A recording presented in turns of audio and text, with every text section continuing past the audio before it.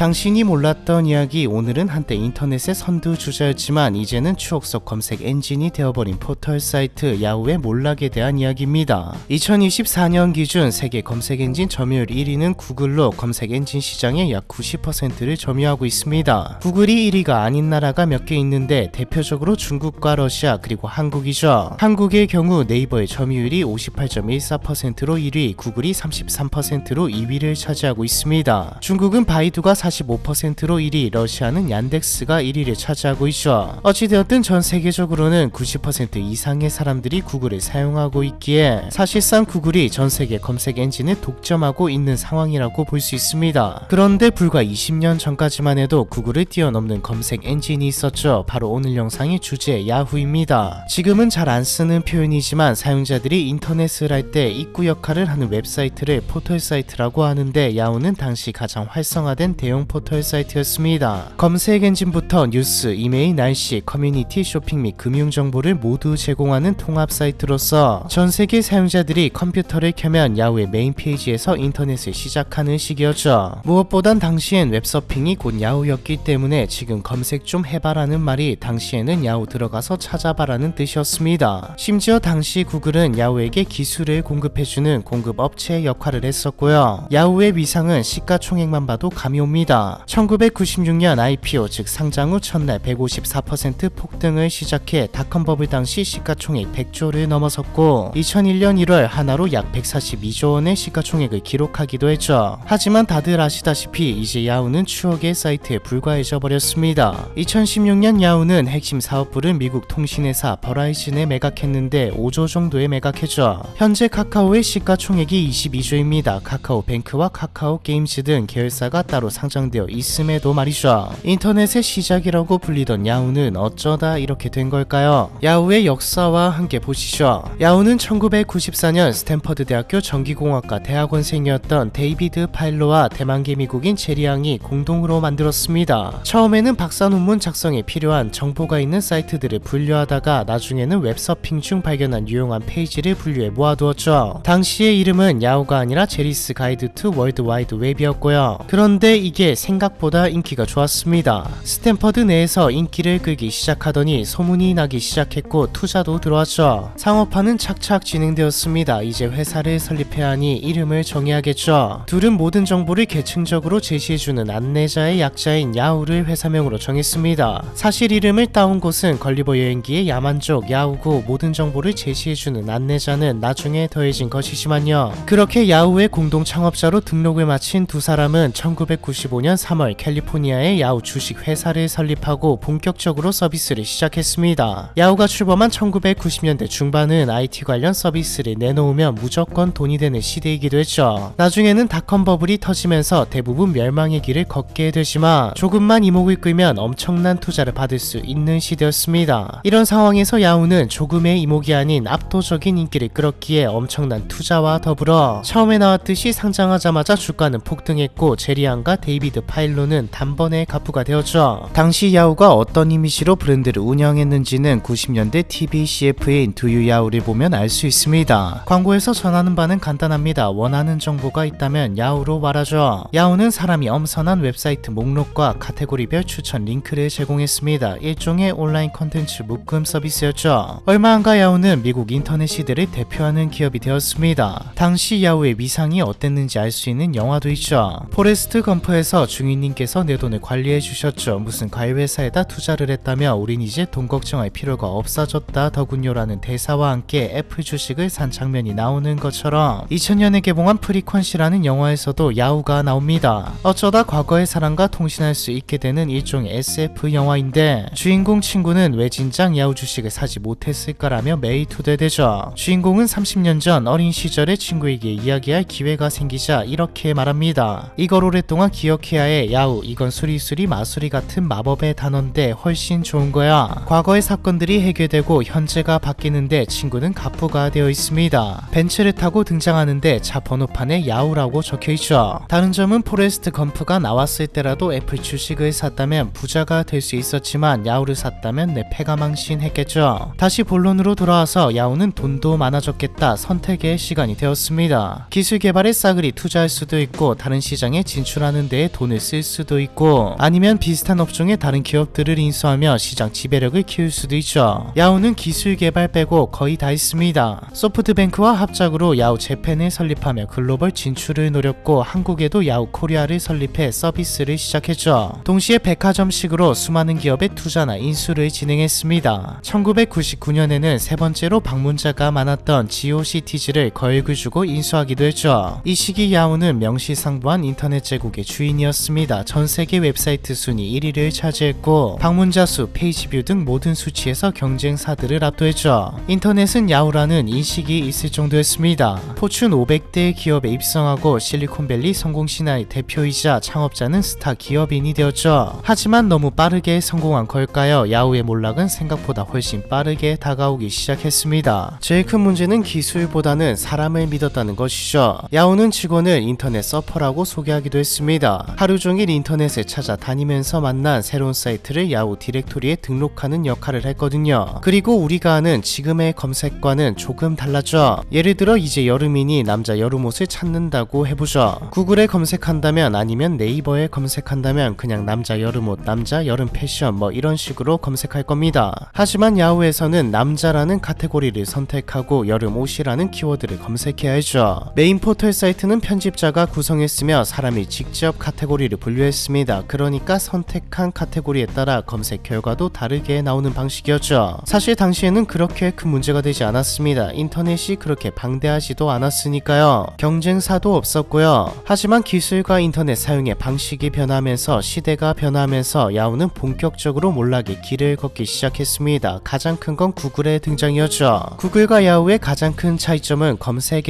엔진이었습니다. 앞서 말했던 야후는 인터넷 서퍼들을 통해 페이지를 수집하고 메인에 들어가면 수많은 광고와 사이트들이 소개되어 있고 수많은 서비스와 카테고리가 진열되어 있었죠. 반면에 구글은 지금도 그렇지만 들어가면 검색창 딱 하나 뜹니다. 구글은 검색 엔진에 모든 것을 걸었던 만큼 다른 것 없이 검색창만 띄워놓은 것이죠. 대신 광고는 검색했을 때 나오고요. 광고 효과, 즉 광고주들도 구글을 선호할 수밖에 없죠. 마치 TV 광고처럼 무작위 다수에게 하는 광고보다 검색한 키워드를 기반으로 보여주는 광고가 훨씬 효과가 좋았으니까요. 검색해서 나오는 결과들도 지금이야 당연하게 느껴지는 기술이지만 당시로서는 혁신적인 기술이었던 페이지 랭크를 도입하면서 검색 결과 품질의 비약적인 향상을 이루어냈습니다. 페이지 랭크는 간단하게 말해서 어떤 웹페이지가 중요한가를 가려내는 알고리즘입니다. 논문의 인용 횟수가 높을수록 신뢰도와 영향력이 높은 것처럼 링크가 많이 된 페이지일수록 높은 점수를 주고 검색했을 때 이 페이지를 상단에 게시해주는 것이죠. 얼마 안가 검색은 구글이 되었고 구글링이라는 말까지 생겨났습니다. 야후가 구글을 인수하려는 방안을 검토하기도 했지만 결국 하지 않았습니다. 제리앙은 야후는 인터넷 공룡이고 구글은 언제든 집어삼킬 수 있는 스타트업 중 하나라고 생각했거든요. 하지만 얼마 안가 야후도 인정할 수밖에 없었습니다. 대세는 구글이라는 것을 말이죠. 2000년 6월 야후는 구글의 검색 엔진을 야후 웹사이트에서 사용할 수 있도록 계약하고 그동안 자체 검색 엔진을 개발하는 쪽을 택했습니다. 근데 뭐 구글을 따라잡을 수는 없었죠. 검색 엔진 업계 사이트 서치엔진랜드를 창업한 데니 설리번은 구글은 자동화된 검색 기술 분야에서 뛰어난 전문 기술을 구축했지만 야후는 사이트 분류에 인력을 계속 사용했다. 야후가 방침 전환을 시도했을 때 이미 구글은 검색 엔진으로서 최고의 입지를 다졌다라고 말했습니다. 말 그대로 구글은 적어도 검색에서는 따라잡을 수 없는 존재가 되었고 2003년 야후는 구글의 왕좌의 자리를 내주게 되었죠. 인터넷 생태계도 변하기 시작했습니다. 한 곳에서 모든 것을 얻으려는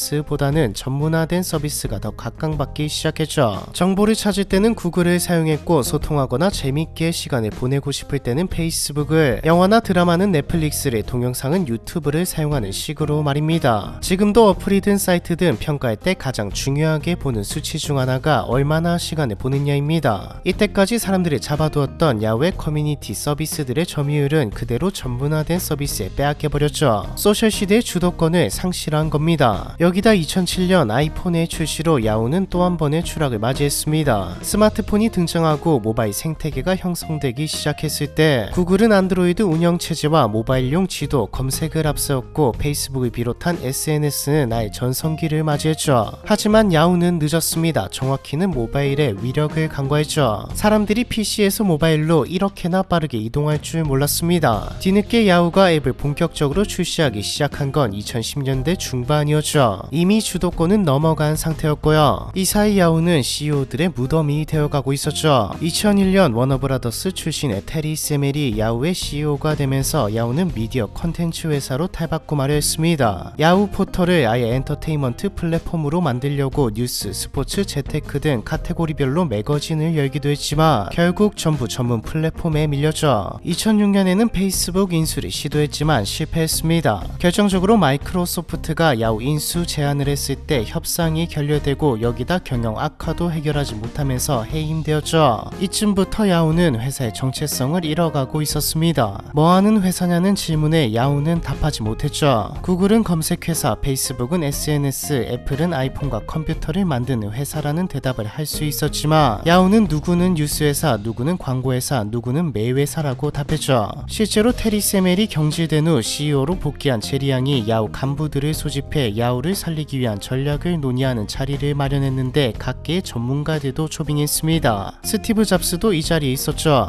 이 회의에서 스티브 잡스가 한 말이 야후를 관통하는 말이었습니다. 나는 야후가 컨텐츠 회사인지 테크놀로지 회사인지 잘 모르겠습니다. 하나만 고르십시오. 저라면 어떤 방향을 선택할지 이미 알고 있습니다. 스티브 잡스의 경고는 애석하게도 먹히지 않았죠. 이후 소프트웨어 업체 오토데스크의 CEO였던 캐롤 바츠, 페이팔의 사장이었던 스콧 톰슨이 차례로 CEO에 들어왔지만 사실상 아무것도 하지 못했다는 평가를 받고 나가게 되면서 야후는 앞서 말했듯 CEO의 무덤이자 이전보다 정체성이 더 불명확해졌습니다. 실제로 월스트리트 저널에서는 야후 몰락의 원인을 정체성 혼란이라고 분석했죠. 야후 수석 부사장을 지냈던 칼링하우스는 야후를 식빵 위에 바른 땅콩 버터로 비유했습니다. 모든 것을 다 하려고 하면 아무것도 아니게 된다며 모든 것을 다 하려다가 모두 부족한 상태라고 말했죠. 야후의 전직 임원이었던 댄 피니거는 야후는 너무 많은 분야에서 경쟁하려 했다. 코카콜라나 펩시가 되어야 했는데 RC콜라가 되려 했다고 말하기도 했고요. 근데 뭐 아직 기회는 있었습니다. 돈은 여전히 많았으니까요. 야후의 마지막 불꽃은 2012년이죠. 야후는 구글 초기 멤버 중 한 명이자 최초의 여성 엔지니어로 명성을 날리던 마리사 메이어를 CEO로 영입했습니다. 마리사 메이어는 13년 동안 구글에서 엔지니어와 디자이너, 제품 관리자, 임원까지 했던 인물이죠. 특히 구글 이미지와 맵스, 지메일에서 핵심적인 역할을 했고요. 하지만 결과부터 말하자면 마리사 메이어의 영입은 몰락의 마지막 단추였죠. 여전히 2012년에도 5조가 넘는 매출과 6천억대의 영업이익을 내고 있었지만 2012년 이후 42%가 넘는 인력을 감축하고 2015년에는 5조의 적자를 내게 되었거든요. 마리사 마이어는 본질적인 가치를 찾아내기보다는 M&A에 집중했습니다. 이른바 마벤스라는 약자로 불리는 모바일 비디오, 네이티브 광고, 소셜 분야의 53개 기업을 인수했죠. SNS 기업인 텀블러, 동영상 스트리밍 서비스 훌루가 대표적입니다. 어쩌면 이미 각 분야의 전문적인 플랫폼이 존재하니 지금 만들어서 따라잡기는 힘들다고 판단해 M&A 쪽으로 방향을 잡았을 수 있습니다. 하지만 그런 분야를 좁히던가 각 분야의 1위 기업을 인수하던가 했어야 했는데 2등, 3등 기업들만 인수했죠. 참고로 이쯤 야후 코리아가 철수했습니다. 사실 한국에서는 네이버에다 다음에 구글까지 야후가 낄 자리는 없었으니까요. 어찌되었든 초반 반응은 괜찮았습니다. 마리사 메이어의 이름값도 있고 여러 기업의 인수와 더불어 야후를 비롯해 인수한 플랫폼들에서 파격적인 행사를 했거든요.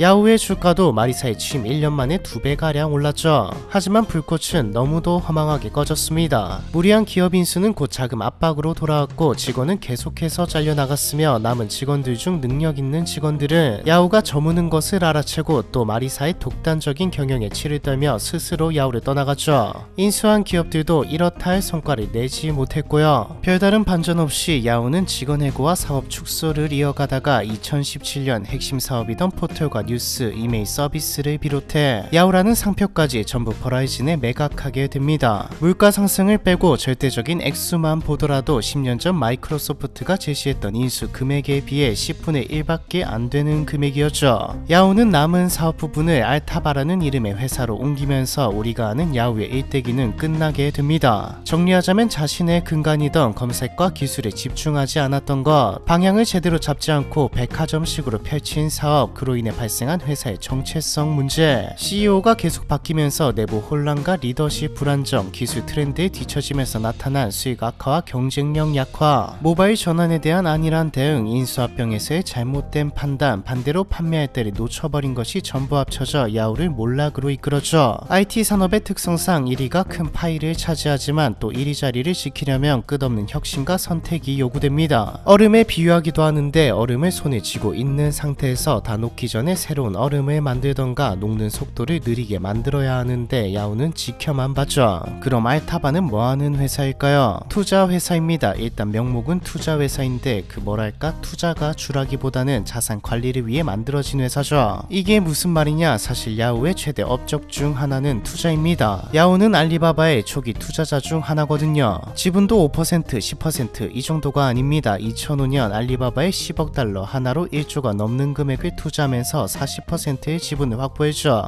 2012년 인수합병을 진행할 당시 자금 확보를 위해 지분을 파는 바람에 2014년 알리바바가 뉴욕 증권 거래소에 상장된 시점에서는 야후가 가진 지분은 15% 정도였지만 그래도 엄청난 금액이었습니다. 300억 달러 정도의 가치였죠. 문제는 이게 쉽게 매각할 수가 없다는 것이었습니다. 세금이 너무 컸거든요. 약 100억 달러였죠. 세금이 야후 핵심 사업의 가치를 넘어서는 금액이었던 겁니다. 회사의 주인은 누구일까요? CEO, 노동자, 회사의 주인은 주주죠. 주주들은 매각되기 전부터 야후가 부활할 수 없을 것이라고 생각했습니다. 주주들이 원하는 것은 이익 분배였죠. 당시 블룸버그의 칼럼을 보면 이해가 빠를 것 같습니다. 알리바바 주식에 부과되는 세금은 야후 전체 사업의 가치보다 최소 2.5배가 많다. 과세를 회피하는 방법을 찾는 일이 모든 직원이 자신의 일에 매진하는 것보다 주주의 이익에 부응하는 셈이다. 야후 이사회는 알리바바 지분을 투자 회사를 만들어 비과세로 옮기려고 했죠. 근데 미국 구세청이 허가를 안 해줬습니다. 야후가 선택한 방법은 리버스 스피노프였죠. 쉽게 말해서 본체를 없애버리겠다는 겁니다. 야후를 팔아버리고 알타바로 알리바바 지분과 야후 재팬 지분 그리고 현금을 옮겼죠. 야후 주주들은 보유 주식 교체 형식으로 알타바의 주식을 배당받았고 알타바는 야후 재팬과 알리바바의 지분을 청산했습니다. 2023년 모든 지분을 팔고 주주들에게 주식만큼 현금 분배를 실시하면서 알타바도 사라졌고요. 결과적으로 매각액에 대한 세금을 내는 것에서 자본이득세율 즉 이익본 부분에 대해서만 세금을 내면서 주주들은 상당한 이득을 볼 수 있었습니다. 남은 현금도 주주들에게 돌아갔고요. 야후 브랜드는 버라이즌에서 사모펀드로 다시 매각되었고 현재도 서비스 중이기는 하지만 이제 우리가 알던 야후는 사라진 게 맞다고 봐야겠죠. 야후의 몰락에 대한 이야기 이번 편은 여기까지입니다.